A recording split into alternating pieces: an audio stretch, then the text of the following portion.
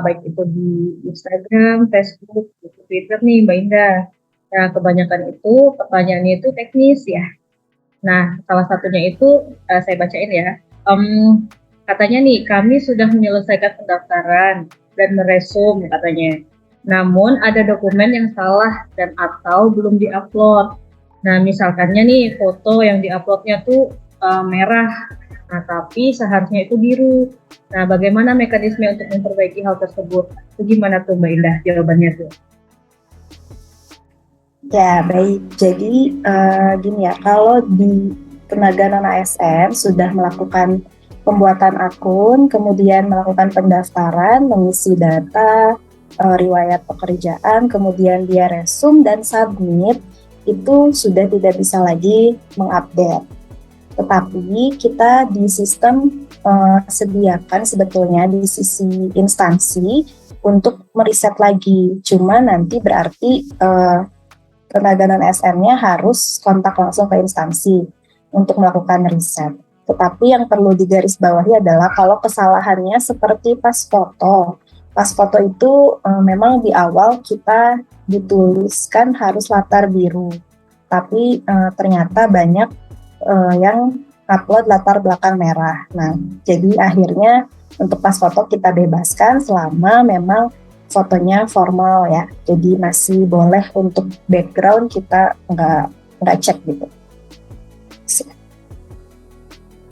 Oke, sip Mbak Indana. Berarti kalau sudah resume itu sebenarnya sudah tidak bisa diperbaiki ya sebenarnya. Ya, bisa ya itu tadi lewat admin, tapi harus dari awal lagi. Nah itu kan berarti nanti adminnya bersedia atau tidak ya di instansi, dan mungkin nanti dilihat dulu kesalahannya. Ataupun tanpa harus meriset, bisa dibantu mengupdate data dari sisi admin. Tapi memang tidak semua data bisa diupdate oleh adminnya. Ada data-data pribadi seperti misalnya tempat tinggal, gelar, kayak gitu ya, itu kan isiannya oleh tenaga non-ASN-nya sendiri. Nah, kalau seperti itu salah dan memang diakomodir oleh instansi untuk diperbaiki, maka nanti instansi harus melakukan riset terlebih dahulu, baru nanti bisa membuat akun lagi dari awal. Saya mulai bekerja bulan Juni tahun 2021 dan SK saya dibuat 1 Juli 2021. Sampai sekarang saya masih aktif bekerja. Apakah bisa untuk syarat pemetaan P3K yang saat ini sudah didata? Itu katanya itu. Gimana tuh jawabannya tuh? Baik, jadi perlu diingat pendataan non-ASN ini hanya sekedar mendata saja. Sebanyak apakah tenaga non-ASN di instansi gitu ya, karena kami di Menpan dan BKN tidak punya datanya nih selama ini. Kita mau mengambil kebijakan ke depan, tidak tahu kondisinya seberapa banyak sih sebetulnya tenaga non-ASN yang ada gitu, di instansi. Nah, kemudian tadi persyaratan siswa SN Menpan harus memiliki minimal 1 tahun masa kerja pada 31 Desember 2021.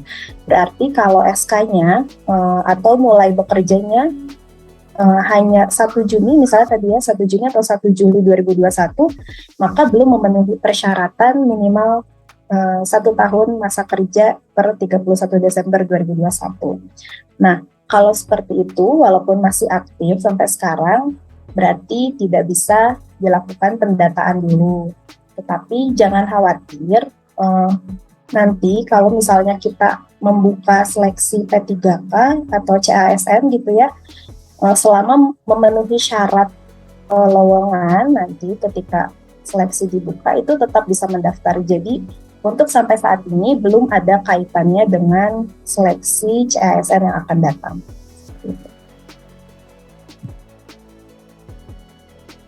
Jadi ada lagi nih, lebih ke teknis juga ya kan, banyak yang teknis ini pertanyaannya nih Mbak Inana nih. Kenapa dalam penginputan riwayat pekerjaan yang bisa tersimpan cuma masa kerja selama 5 tahun katanya gitu, sedangkan masa kerja lebih dari 10 tahun yang bisa diinput itu hanya 5 tahun, itu kenapa katanya gitu.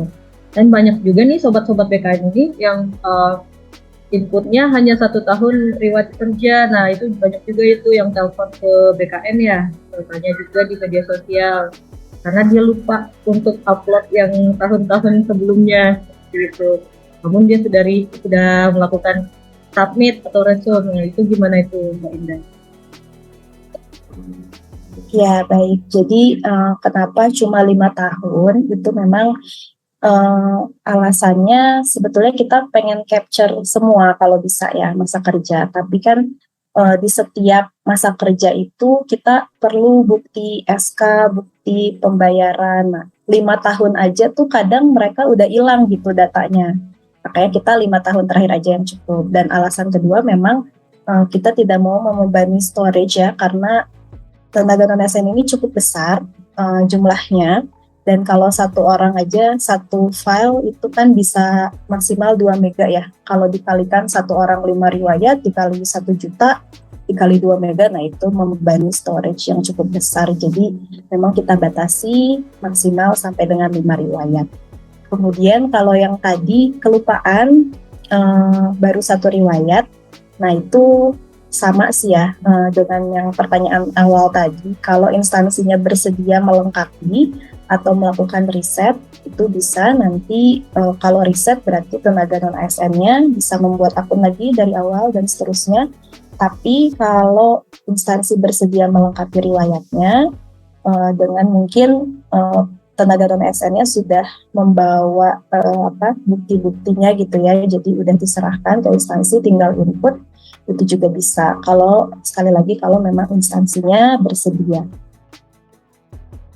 Ini apa yang akan dilakukan BKN setelah pendataan sampai dengan tanggal 30 September ini kan selesai. Nah, setelah itu apa yang akan dilakukan oleh BKN?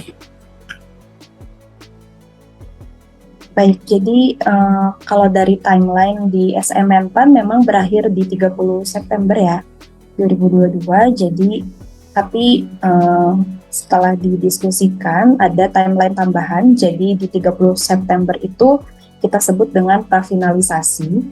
Jadi setelah 30 September nanti akan dilakukan uji publik. Uji publik ini kita akan tampilkan hasil dari pendataan ini, di setiap instansi wajib mengumumkan. Nah, nanti selama kurang lebih 10 hari masyarakat bisa melihat nih gitu, apakah ada yang tenaga non ASN yang harusnya didata tapi nggak masuk, atau sebaliknya ya, yang harusnya belum memenuhi syarat tetapi ternyata masuk. Nah, itulah uji publik, gunanya seperti itu. Jadi untuk melihat bagaimana respon dari masyarakat. Nah, kalau misalnya ada yang terlewat atau malah justru harusnya tidak didata tapi malah didata, berarti nanti instansi harus bersurat lagi ke BKN untuk dibukakan kembali untuk pendataan ulang gitu ya. Jadi nanti setelah dibukakan akan bisa didata dari awal lagi. Baik itu mau menghapus bagi yang tidak memenuhi persyaratan ataupun untuk mendata yang terlewat tadi gitu. Nah, itu kurang lebih akan dilaksanakan sampai dengan 31 Oktober. Jadi finalisasi akhirnya nanti ada di 31 Oktober. Di input 5 riwayat terakhir itu dari tahun 2017 sampai 2021 atau sebenarnya dari 2018 sampai saat ini sedang bekerja, karena dari BKD itu ada yang menyampaikan dari 2022. Mohon penjelasannya Mbak Ida, bagaimana? Ya, betul ya. Jadi kita nggak batasi sih sebetulnya. Jadi boleh 5 tahun itu sampai M-nya 2021 atau juga 2022. Tapi baiknya memang yang 2022 itu diinputkan ke dalam sistem sebagai bukti bahwa yang bersangkutan memang masih aktif sebagai tenaga non ASN hingga sampai saat ini. Oke, berarti sampai 2021 sebenarnya boleh, tapi baiknya memang sampai 2022 sebagai bukti bahwa tenaga non ASN itu bekerja sampai sekarang, seperti itu ya, karena memang SMMPAN sendiri bilang seperti itu ya, yang bekerja sampai dengan hari ini. Oke deh, mungkin itu kita bisa wrap up dulu ya Q&A kali ini. Terima kasih Mbak Indana atas waktunya, sudah mau menyempatkan waktu bersama Humas BKN